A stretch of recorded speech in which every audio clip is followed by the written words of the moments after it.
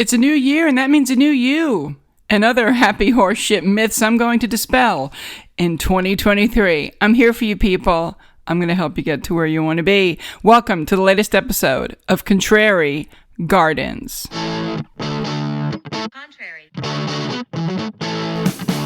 Gardens. Contrary. Hey everybody, it's your favorite podcast host. Well, that's a presumption I'm making. But I am, right? I know, it's okay. You don't have to tell the others, it's okay.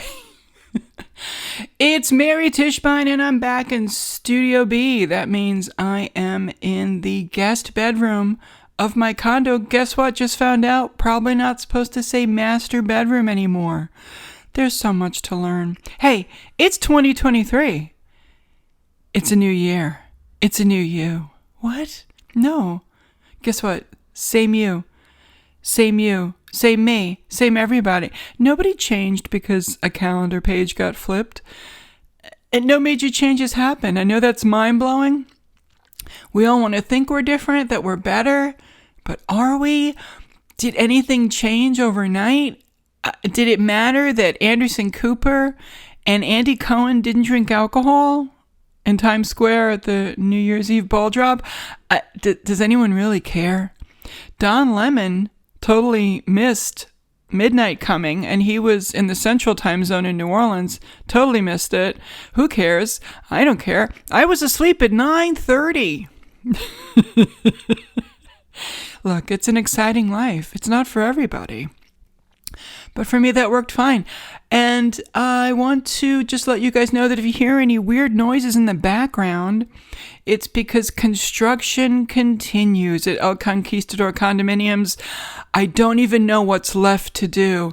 No, don't worry. It's not my condo. I just need somebody to come over and put, caulking, C-A-U-L-K, caulk.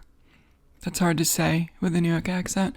I need that along the edges of the floor and along my assorted bathroom areas and kitchen areas. I need that to happen. But as far as construction goes, people upstairs and in other parts of the building getting a lot done.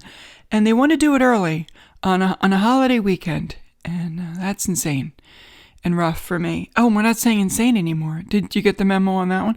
We're not saying insane, crazy, mental, psycho.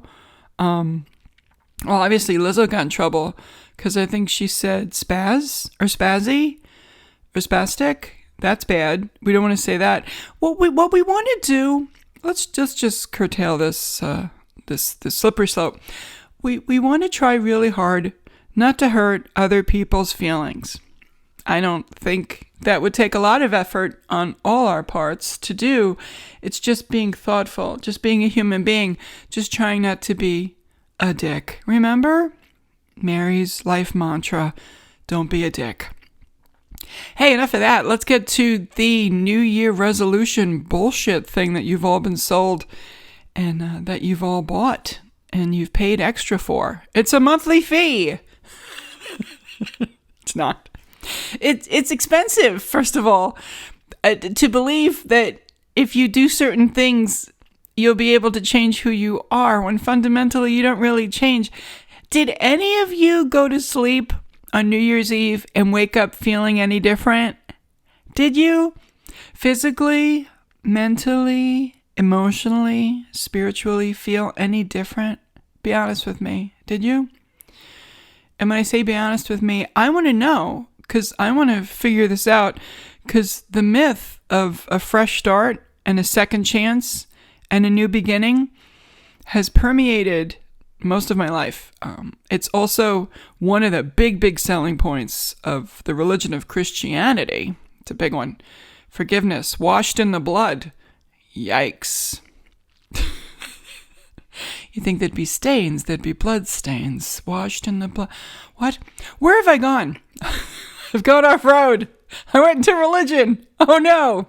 Hey, while we're here, let's talk about the fact that Amy Grant was honored at the Kennedy Center a couple of days ago. Holy crap. You guys know how I feel about Amy Grant. I think she's great. I think she does wonderful things. And you know what's really cool about her? She's not a people pleaser, and she's not phony, and she's not a diplomat. She's a human being trying to be authentic and loving and caring. And she is, and she's intuitive. And I know some of you are going to fast forward through this part, and that's okay. I'll get to the point. There is an example of the awesomeness of Amy Grant, and you may have read it in the headlines recently. There is a tendency on the Christian right, the religious right, this fact that that's a thing even, that there are people who are Christians and they are conservative, and they believe that that's the way to be. Now, I bought into that a long time ago when I was deep into that, but I've since come out and am basically a lefty. That's not new information for my friends. So Amy Grant has not always gone along with that trend. She doesn't usually talk about it, but she recently came out, and she didn't make an announcement. It got found out. She is going to host a lesbian wedding on her farm for her niece. I think that's awesome. Franklin Graham had a little coronary over it and lost his mind. Franklin Graham, let's back up. Franklin Graham is the son of Billy Graham, who was once a great, great minister for America. A little too right-wing for me. Even though back in the day, I went and ushered at his, what did they call them when they'd come? His revival? I don't know. His crusade, the Billy Graham Crusades, right? He would sometimes have pop singers on. And he had a crusade at Nassau Coliseum on Long Island in the 80s. And I went, and I was an usher. I volunteered to be an usher at that thing. The fuck was I thinking? My mother must have loved that. And then, okay, so you've got all that, right? So Franklin Graham is the son of Billy Graham. Franklin Graham recently had a controversy himself last year where his wife was having an affair with some guy, like a house guy that were, I think, a pool boy at their house. The wife was having an affair, and he was cool with it. I believe he even watched or paid. I don't know. Maybe it was a threesome thing. I don't know. There's also a picture of him standing next to a lady, and they're both holding alcoholic drinks, and I believe their pants are unbuttoned. And her pants are unbuttoned because she's pregnant, so she's a large lady with a belly. And he opened his pants because he was drinking, and I guess he felt fat. So it's a weird sexual picture that I didn't really understand or like seeing. But Franklin Graham, shut the fuck up. Amy Grant can do whatever she wants. You're a hypocrite. You're an asshole. You go away, Franklin Graham. And the rest of you right-wingers complaining about Amy Grant, who's awesome. Did you know it was going to be an Amy Grant podcast? I didn't either, but it was going to come up, and I do need to discuss it with you guys. Okay, back to how we're going to make 2023 our best year ever. It's a headline of an article in a girls' magazine. What? No. We're all just trying to get through it all, aren't we? We're just trying to get through to the other side. What's the other side? I don't know. The next day? I'm not going to go super deep and philosophical, but I do have some helpful hints for you guys that I think you're going to enjoy. You know how when you're feeling kind of down and depressed and you don't know what to do, and your friends are all looking at you and saying, why don't you just go to therapy? Have you been there in your lifetime? I have. Super fun feeling. The first time it happened, I cried like a baby. I was like, oh my God, everyone thinks I have mental problems, which I'm not allowed to say anymore, unless you really do have mental problems. Wait, what? I know. So, okay, come back with me. When people tell you need therapy, they may be trying to help. They may also be trying to get out of a conversation they don't want to be in. Maybe you've got a thing that you talk about and you've beaten it to death. And it's been so beaten to death that, as they say, you're beating a dead horse. And I always say, well, I saw his tail twitch. I'm going back at it with a bat.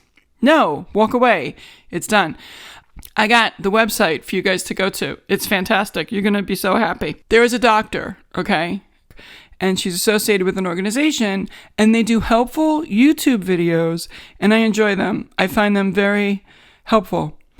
I also want to send them to people, but I'm not going to do that because that's not going to solve the problem. That's something I learned by watching these videos. Dr. Ramani of medcircle.com, MEDCIRCLE, MedCircle, just like it sounds. Go to YouTube and search for MedCircle and find Dr. Ramani. She's amazing.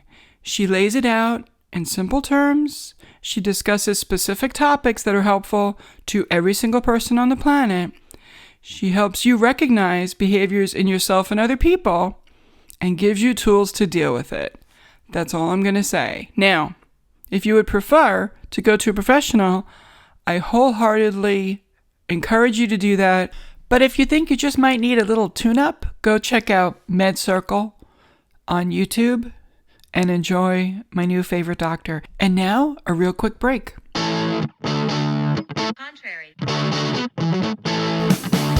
Gardens. Contrary. Garden. Are you enjoying Contrary Gardens podcast but just need more Mary? I got you. Head over to LongIslandMary.com for all your Mary needs. There's also probably a pill for that. And now back to the episode. Contrary. Gardens. Contrary. And we're back to the second half of the current episode of Contrary Gardens. Yeah, the first part was all over the place. I hope that I didn't lose a lot of you because this part's kind of important. You know how I've talked in the past in other episodes, or if you know me in real life, you've heard me talk about my experience with depression. You've heard me use the phrase. So I've been depressed on and off for years, and sometimes it gets real dark, and sometimes I distract myself from it, and sometimes I just self-medicate with social media or food. So I'm trying to do something right now where I'm not self-medicating with social media or food. I'm trying really hard to find a way to get to where I need to be without actually going to therapy. And I know some of you would like me to go. I understand that, and I love you very much, but I'm good. I don't need someone in a room with a pad looking at me, asking me questions. I've done the work. I know what needs to happen to move forward. And I'm here now as a witness to that, to let you guys know there's this word out there, and it's really cool. And I think it is the word that holds the secret to what we can be. And it is the word yet. Y-E-T. Yet. Now, my experience in depression has taken me to some dark places. Mary, we thought this would be a funny episode. No, it's not going to be funny. I mean, I laugh at my depression all the time, but here's the thing. When you're in a real deep hole and it's real dark, you get to a place where you have this feeling in your head that you're having trouble reconciling, and that feeling is the fact that you think no one cares. No one. You don't think anybody out there cares.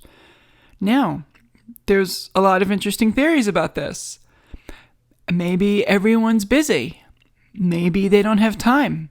Maybe they've put up a boundary because they don't want to hear you tell the same sad, negative stories anymore. Maybe you currently live in a world where no one truly cares about you. Yikes. Hey, we have to be realistic right now. There are people who no one cares about, maybe through addiction or abuse or mental illness. Maybe you've gotten to the point where you've sufficiently pushed everyone so far away that you really are alone. This is not a funny episode. And yet I laugh. Okay, but say you're there and you're in the dark place and you think no one cares about you. What are you going to do with that? Don't self-harm. Don't self-medicate. Find a way out. Now, that sounds like a simple sentence, but there is a way out. As long as we are breathing and on this side of the grass or this side of the bookshelf with the awkward jar on it, everybody's getting cremated now. So if we're on this side, if we're breathing, if we're alive, if we're conscious, if we're sentient, if we're here, there's a way out. And just because you haven't found it doesn't mean it doesn't exist. Maybe you had a dream. Maybe it didn't happen. maybe it's not too late. It's never too late. If you're breathing, it's not too late. You can turn it around. I opened this podcast talking about a new year being a fresh start and laughing about it, but it doesn't have to be the new year. It could be any moment of any day. You can start over again. It's not because of a calendar. It's because of a choice you make. So I mentioned the word yet. You're not there yet. You haven't fulfilled your dream yet. You're not happy yet. You haven't found someone that cares just for you specifically as their number one yet. You hear me? Yet. It's not over. You're still here. We're basically winning, okay? We've got work to do. We can do it. We can get there. And I'm saying we because I don't think I'm alone in this journey of depression I've been on for a big portion of my life. Look, when I was a little kid and we were all playing, I inherited this stuffed animal. And her name was Kitty. And she had yellow fur. And she was stuffed, but she had a plastic face. And she had one tear on her cheek. That's a fucked up toy for a kid. Why was Kitty crying? So in my brain, I'm thinking, oh, Kitty's lonely. Nobody wants to play with her. I grew up as a twin in a big family. I wasn't lonely, but I was using this stuffed animal and kind of putting my own personality behind it, because that's what you do when you play when you're a little kid. And she was crying because she was lonely. That's fucked up. I wasn't lonely. I had people all around me. Look, we're not going to go into therapy for me right now. I just wanted to mention that to remind you guys that it can start at any age and it can go on your whole life. And it's always going to be there. I'm always going to carry around a little bag of depression in my purse or my pocketbook or my backpack. It's a part of who I am. But I don't have to constantly take it out and play with it. I could just leave it there. It's like being a lefty or a brunette or being a lesbian. It's part of who I am. I'm a depressed gal. I'm also a good time Sally. I like to have fun. I like to make jokes. So what I'm going to become has not happened yet. Yet. You hear it? My dreams have not been fulfilled yet. I'm not done. I joined SAG. I was in a movie that's going to be in a festival. I have clear skin. I fought that my whole life. I have rosacea, but I found a makeup that covers it. I've stood in front of hundreds of people with a microphone in my hand and made them laugh. Do you know what that feels like? It's pretty fucking amazing. To my comedy friends, I know that you know. To the rest of you, I want to tell you, it's fucking amazing. I've been in love. I've had my heart broken. I've lost people that I thought that I would never recover from to death or just ends of relationships. It happens. But I'm not done. I'm still here. The best is yet to come. Yet. It's coming. Now, I know I'm not a therapist. I'm not someone who can tell you guys what to do to make your lives better, but I'm here to encourage you and be your friend. So if you enjoyed this episode, I'm thrilled. If you were bummed out by this episode, I'm also thrilled because that means you listened. And the more hits I get, the better. I've had 1,000 listens on this podcast. I did it for a whole year. I have 42 episodes in the can. I'm not done yet. The best is yet to come. I hope that you are able to get out there today and take a walk, drink some water, get some hydration, have a laugh, watch a movie you enjoy. I highly recommend The Lost City or Ticket to Paradise. That's right. I'm recommending two of the best movies of last year. They're not artistic. They're popcorn movies and they're fun. Hey, I love you guys. Don't be sad today, okay? We can do anything. Anything we want. The best is yet to come. I love you. Stay hydrated. Hug your people. Don't be sad. I got you. I'll see you next week.